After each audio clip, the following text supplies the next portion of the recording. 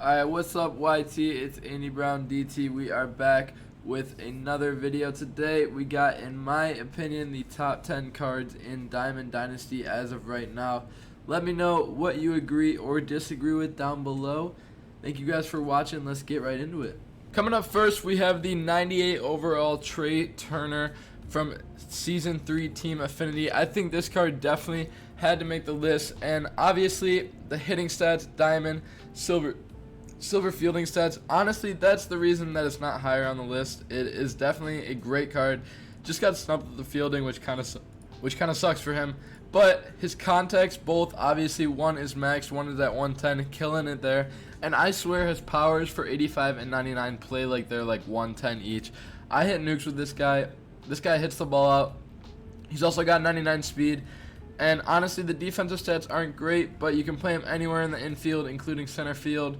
And yeah, all around great card, fast, and can hit great. Coming in ninth, the best right-handed pitching card in the game, Larry Walker. I had to put this guy on the list because obviously most pitchers in the game are right-handed. So if you have this Larry Walker card, he literally is maxed out on contact and power, which is just insane. And he's got diamond defense to go along with it, 90 plus on all of his stats besides reaction. But all around great card. His hitting stats for his lefty isn't great, but honestly the contact is up there and it's good enough to get the job done. And he's just a great bat versus righties. 70 speed, 70 steal too, not terrible right there. And he can play anywhere in the outfield for you, so really an all-around great card. Coming down to number 8 on the list, we got the 99 overall Future Stars Wander Franco, fourth inning boss, I think, if I'm not mistaken. Anyways, this guy is great. He can play anywhere on the infield besides first base, second, third, or short. The great thing about this guy, he's a switch hitter, which actually really helps a lot more than people think about it, and it helps me a ton. This guy's hitting stats are great, contacts are amazing, decent with the powers too, and I think his swing is pretty nice. And then down to the fielding, he's just an upgraded Trea Turner with the fielding stats, and he's got very solid all-around fielding. His running stats aren't the best, which is why he's a little lower, but still great value card, especially because you can get him for free technically, or just buy him for 65k in the shop. Really not that bad. This guy's a great infielder and great hitting card. Coming up 7, we got the 99 new overall Shohei Ohtani. I wish this card could make it a little higher on the list, but I personally have not used it yet, so I can't really rank it. But honestly, it's a great card, and both max powers are insane. But I think for it to be a pitcher, you have to keep it in your rotation, so then he keeps like gaining energy back, so then he can pitch. But I don't know if he can be a pitcher and actually play the outfield. So you can either play him in the outfield or just use him as a pitcher, which kind of hurts him there. But overall, I mean, his pitching stats are obviously insane, off the charts. I love his pitch mix too. His splitter and four seam are disgusting together, and his pitching stats overall are just insane. As well with his hitting stats, like I went over, his fielding are pretty good too. His arm strength is amazing, and the final thing about him, it's got 91 speed. I mean, talk about a 6-tool player. This guy is him. But yeah, card is insane. I can't wait to get my hands on him. Coming in 6th, we got the 42 series 99 overall Jackie Robinson. Definitely the best second baseman in my opinion in the game. We got max contact versus lefties, almost max contact versus righties. And the crazy thing with this guy is he's an upgraded version of his older one, where he's got 84 power, so he can actually kill the ball out. Reason this guy's not higher for being a sweet card like he is with 95 speed, great fielding stats.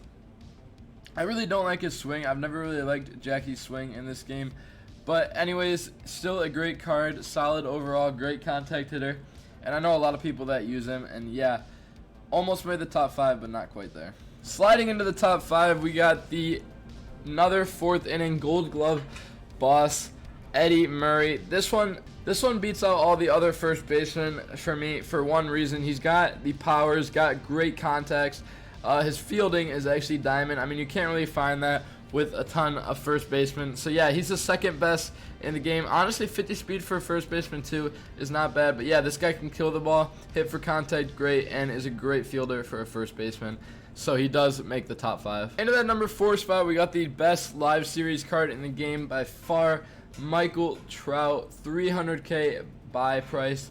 Yeah, crashed a little bit recently, but looking at his stats, honestly, as they look, it doesn't look insane. Obviously, his power versus righties and contact looks great, but I swear this dude's just stuff is way better than it looks. Even his fielding stats is just crazy in the field. He's also got 83 speed, not the greatest of steals, which kind of sucks for him because he does steal a lot in real life.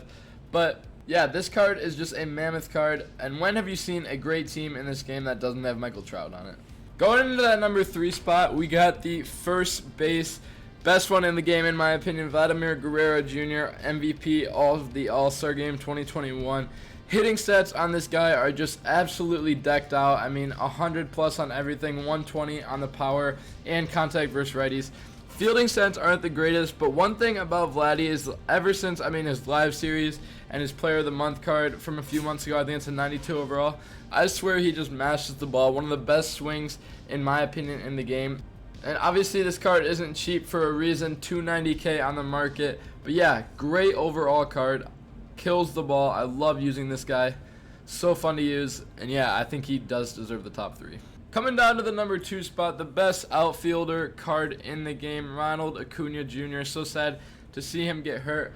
But this card is definitely the best outfield card in the game by far. I mean, it's got diamond hitting, diamond defense. The hitting stats are absolutely insane on it, and the powers are just crazy on it. I love it.